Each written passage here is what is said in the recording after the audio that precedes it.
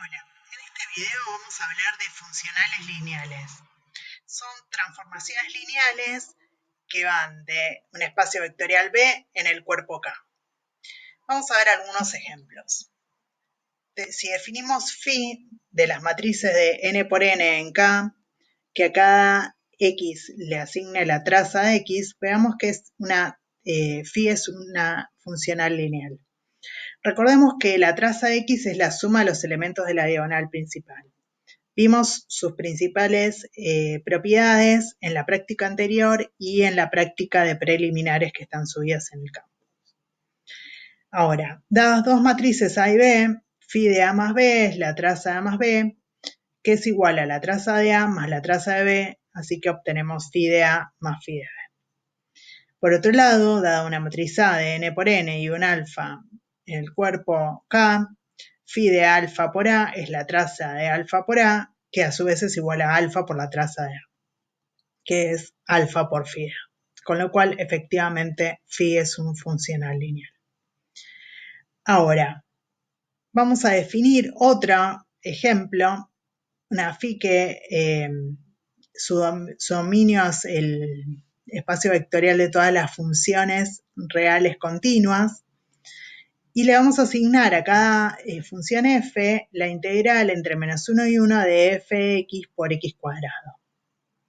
Veamos que phi es un funcional lineal. Entonces, dadas dos funciones f y h continuas de variable real, phi de f más h es la integral entre menos 1 y 1 de fx más hx por x cuadrado.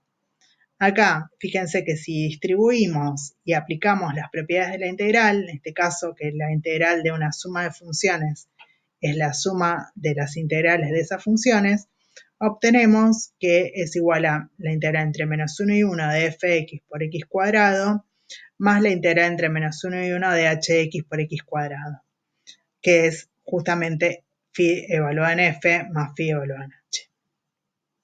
Por otro lado, si tomamos una función f de variable real continua y un alfa real, phi de alfa por f es la integral entre menos 1 y 1 de alfa por f de x por x cuadrado.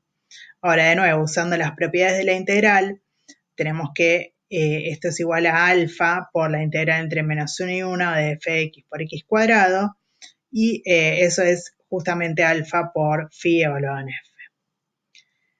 Vamos a hacer un par de observaciones.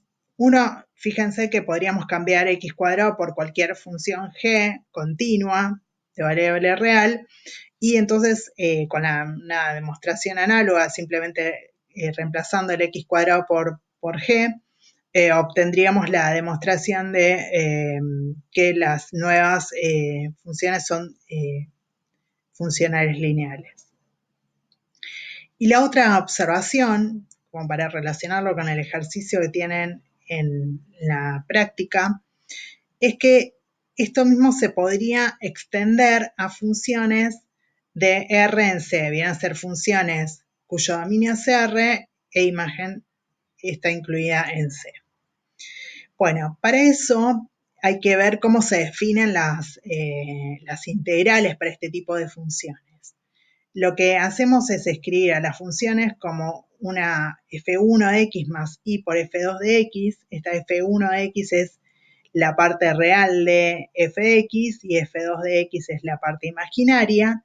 Y entonces definimos la integral entre a y b de f de x como la integral entre a y b de f1 de x más y por la integral entre a y b de f2 de x. Tanto f1 como f2 son funciones de variable real también continuas, entonces están bien definidas estas integrales. Bueno, lo que se puede hacer es probar que justamente valen las mismas propiedades que usamos para funciones reales, ¿sí? Que la integral de A suma es la suma de las integrales, y que si tenemos la integral de alfa por una función f, esto nos da alfa por la integral de la función, sea tanto el alfa real como complejo.